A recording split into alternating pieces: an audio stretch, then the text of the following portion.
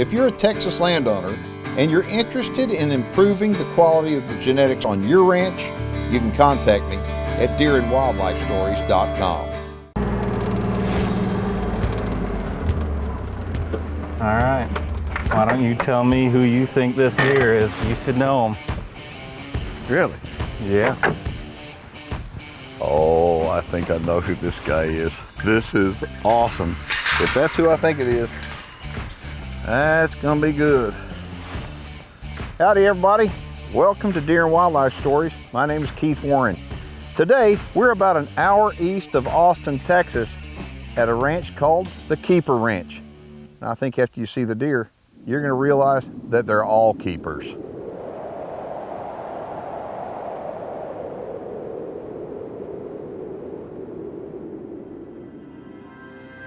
As a deer hunter, I want to know all I can about America's favorite big game animal. That's why I became a deer farmer. Without deer farms, we lose our greatest resource for research and whitetail management. With them, we gain more knowledge than ever before. Join me as we discover the truth about whitetails and meet those who work every day to preserve this great species for future generations. My name is Keith Warren, and this is Deer and Wildlife Stories.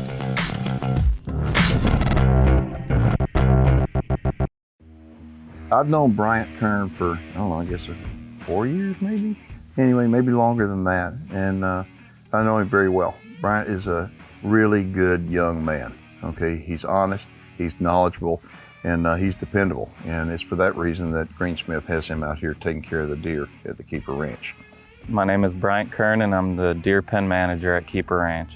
This is the first time that I've come out to the Keeper Ranch. I've heard about it quite a bit, and I am very impressed. And I look around and I see all these big old deer. And they haven't been breeding deer for very long, but they've got all these big deer, and the reason why is they bought them. They bought them from the top breeders in the nation, and they're right here in Texas. Our goal here is to run high-end genetics. When we got started into this industry, we went ahead and bought, right now we're sitting at about 100 animals that we ended up purchasing, and they're all ranging between that $10,000 and some of them are up in that $100,000 mark. And what our goal is we want to produce that one breeder out there in the industry that everybody climbs to and wants to use. I guess the first impression that I got when I came out here is that being only an hour away from Austin, this is a beautiful piece of property. I mean, when you start taking a look at it, it's nice rolling hills. It's really thick brush in some parts, and you got some big pine trees. I love big pine trees. Most of it is post oak. There's some live oaks and some yopon holly. And the deer pens are big and they're beautiful. They've got a lot of big trees in them, so it does make filming a little bit difficult at times. But the deer love the trees because the trees provide the shade, and the place is just beautiful. All right, so the Keeper Ranch has not been raising whitetails long, and Bryant's been here a little bit over a year as of now. And the deer that we're going to show you in the pens, it's remarkable, the quality of deer, but what's really remarkable is the quantity of quality deer. And so we're going to start out by showing you this buck right here, and his name is FedEx. So, Bryant, tell them about FedEx. FedEx is a buck we bought from Cross Canyon Whitetails, and one that we were honestly lucky to stumble upon. This boy has been throwing, and he's been a throwing machine throughout the industry. Year in and year out, he just keeps producing yearlings, 2-year-olds that just have a huge frame. Whatever your doe side does, he's just gonna kind of complement that. And so if she throws width, he's gonna make it even wider. If she throws tine lengths, he's gonna make them even taller. Okay. I mean, he's been just producing nonstop, and we're so lucky to have him. Well, he's beautiful. I mean, he's got the big frame on him, and I don't know how wide he is, doesn't matter. He's huge, and he's got that drop. You know, I'm just wondering, so how old is he now? So he's 8 right now. Okay, 8. And if you went in the North American Deer Registry and you went online and checked it out, you would see that there are so many offspring out of him. Yes, sir. Because so many people have used FedEx to breed. And so throughout today, we're going to be visiting all these different pens, and we're going to pop up on the screen some NADAR certificates, they call it, North American Deer Registry certificates, so you can actually see the deer and you can see the lineage on them, who the dam and sire are. But who is the sire on that one? His dad is Express. Okay. Yep. And the dam? The dam is White 7, and Oh, you'll see her a lot as well. Yeah. So anyway, we've got a bunch of deer, a bunch of big deer to show you today, and at the end of the show, we're going to show you some deer of a different color. I think you're going to like it. The Deer Farming Channel is brought to you in part by Record Rack Deer and Elk Feeds.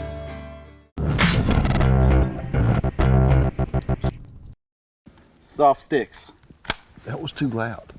Do it again. You're supposed to do it softer than that. Soft sticks. Perfect. This right here is the ranch manager, okay, and it's Chris Helms, okay. And I'm going to tell you a little bit. This has got to be one of the luckiest guys in the world because he's married to Amanda, and Amanda is like Miss Wonderful.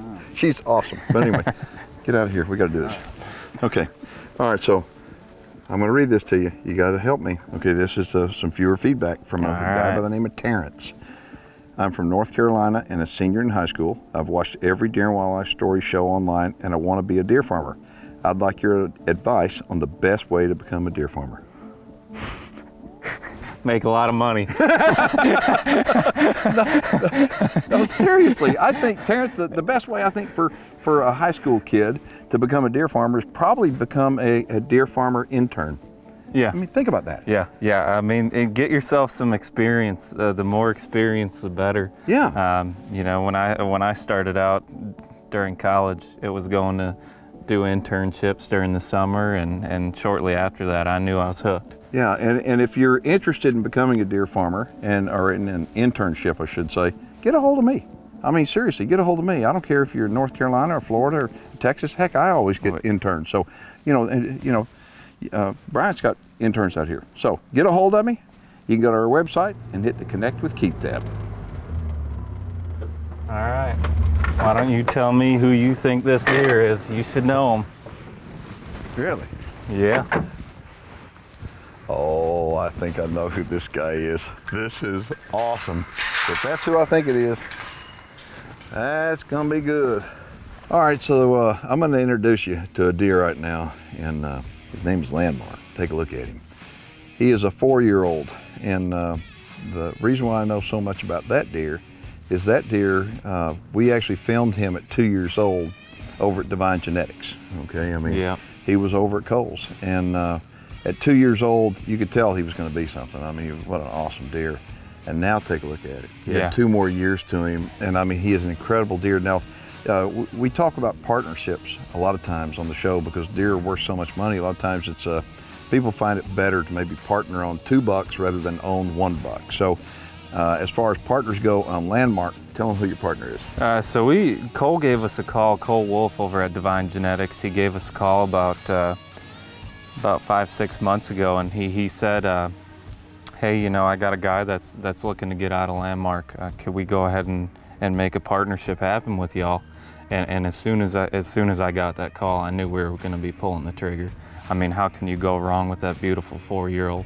Yeah. I mean, that frame, that look, it doesn't get any better than that. No, I mean, it does not get any better than that. The thing that I'm amazed is the price of the semen. I mean, if you want to know how much the semen is, you're going to have to call Bryant. He'll tell you, but you're going to have to call him. Because when he told me, because it's like, I'm thinking, that's the look right there that most people want to go for now. Yeah. Big frame, clean, typical, and he's got the paper to back him up. And the price of the semen is like, well, you kidding me? That's a good deal. Yes, sir. But if somebody wants to contact you to find out not just about the price of semen on Landmark, but maybe to come out here and go on a farm tour, give them a telephone number, some type of contact information they can get a hold of you. So my phone number is 979-213-2282. And give me a call anytime, any questions, anything. I'm open to it.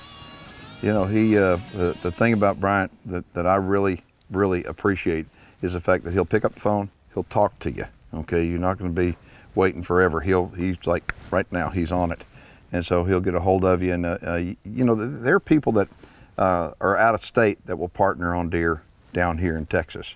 Okay, and the reason why is they may not be able to move the deer, but they're going to benefit from the financial partnership, but they're going to also benefit from being able to breed with the semen from that deer. So I think that's pretty cool. So if you want more information about anything here at Keeper Ranch, you can get a hold of Bryant. But right now we're going to head to a pen and we're going to show you a buck named Malatoff, and I think you're going to like him. If you're in Texas and interested in becoming a deer farmer, you can contact me for deer farming franchise opportunities right here in Texas at deerandwildlifestories.com. Antler infection. Deer farmers, especially in the summer, have to be worried about antler infection. And many times they do not consider the water troughs as a source of antler infection. It's important to make sure your deer have plenty of water. And when bucks wind up watering out of a water trough like this, many times their antlers can get so big that if the water goes down too far and they have to stick their nose in too deep to get a drink, they hit their antlers on the side of the water trough and they'll get a little nick, and it could lead to antler infection. So what I like to do is make sure every single day fill my water troughs all the way up just to avoid antler infection. Just another day on the farm.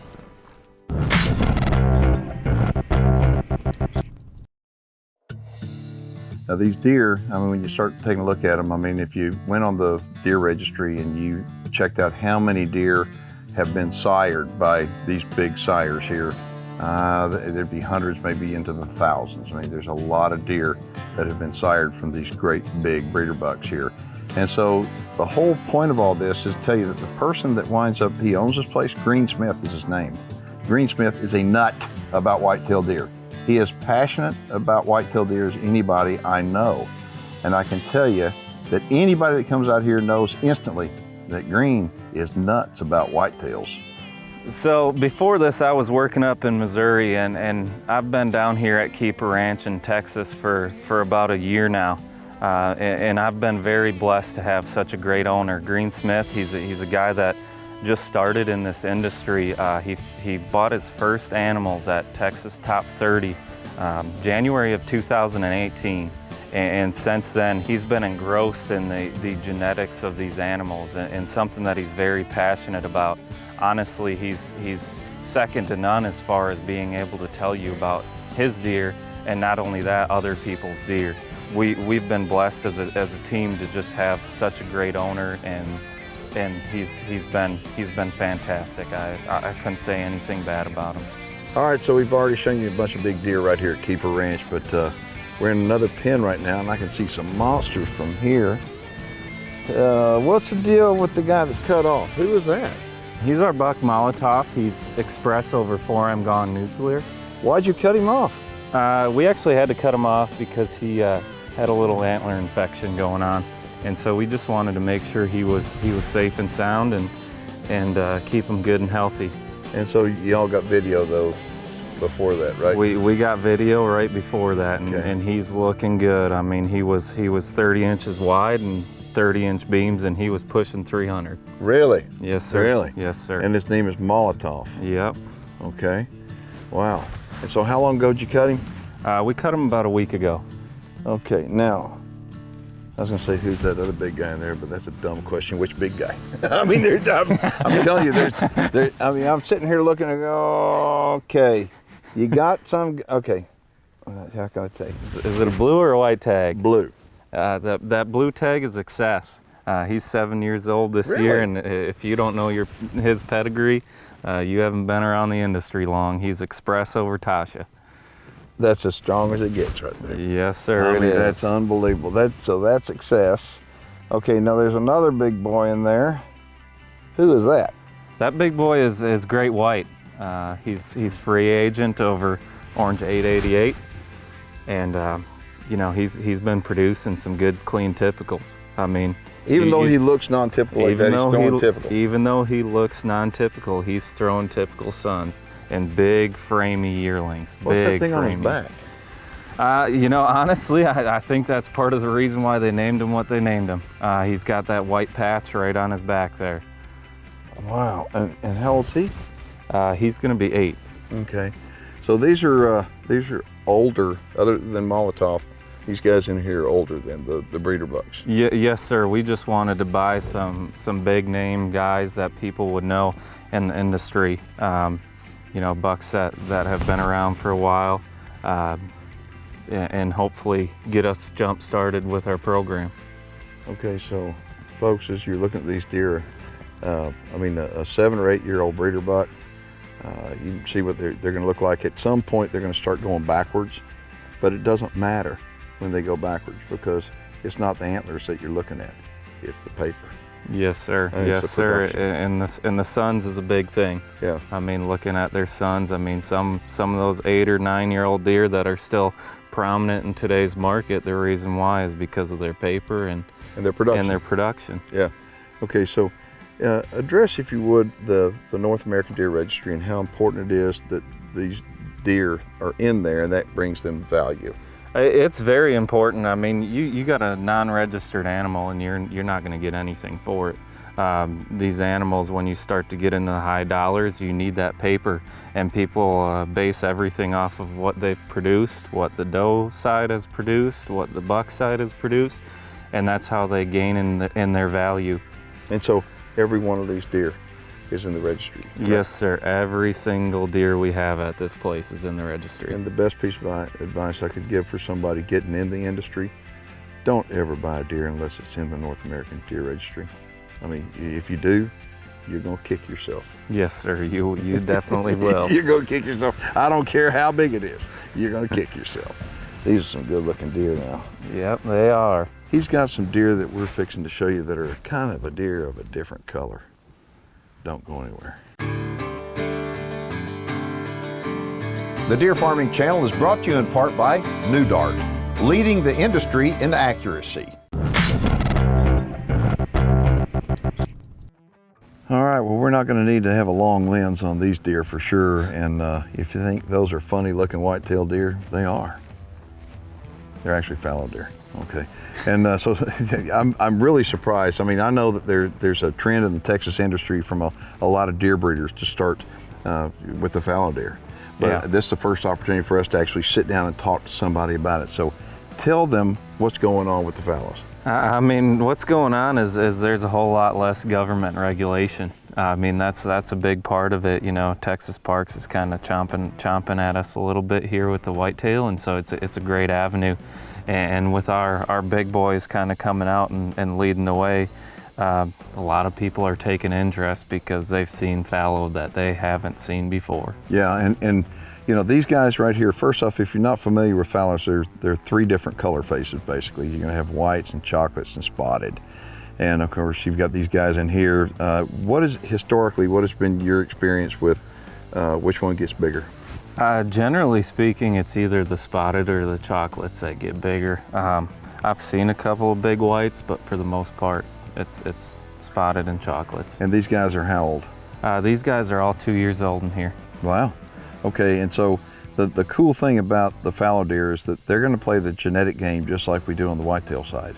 Okay, and it's really kind of in its infancy. And fallow deer are a whole lot more, I guess you can get into the fallow deer business a little bit more affordably than the whitetail business on the breeder side. And how are they to raise? I mean, they compared to a whitetail? They're calm, they're easy.